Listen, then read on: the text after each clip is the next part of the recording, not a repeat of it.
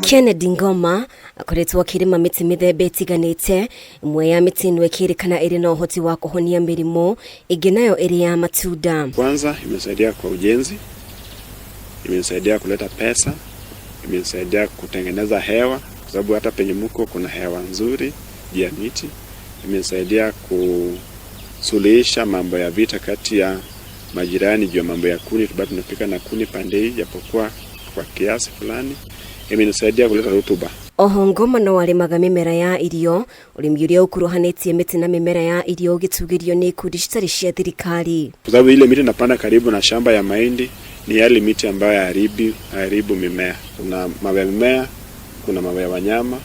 Hata mimi venye mtembelea mliona niko na kuku, niko na ng'ombe, niko na nguruwe, au pia ni my investment. Nimefanya karibu miaka 11 kuanzia mwaka 2009.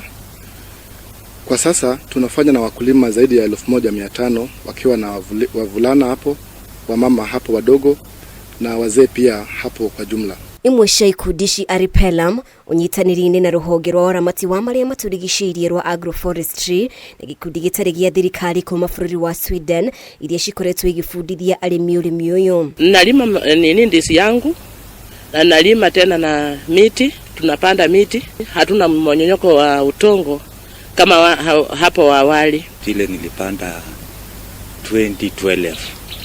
Hizo ndio miti ambazo tumeharvest, watoto wakasoma mpaka tukapata ardhi nyingine kutoka kwa hizo miti. Honge cikiuria thirikari gwitirira kigina urimi-ini uyu kuona ni urimi ugitiria bururi kumana na moruru riria wagumirwo ni ngaragu. Time we stop doing agriculture as business as usual and look for alternative, and the alternative that we are promoting is in terms of agroforestry and agroecology.